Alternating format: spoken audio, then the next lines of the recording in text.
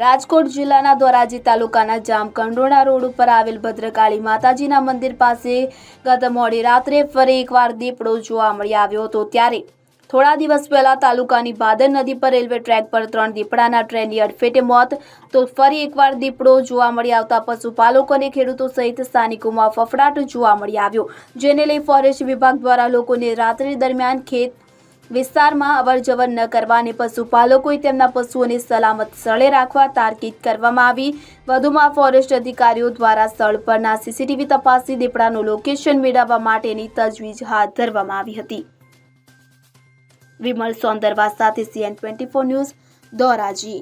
હવે જુઓ દેશ દુનિયાની તમામ ખબરો તમારી આંગળીના ટેરવે। ઉઠાવો મોબાઈલ અને Google Play Store પરથી ડાઉનલોડ કરો અમારી CN24 ન્યૂઝ મોબાઈલ એપ।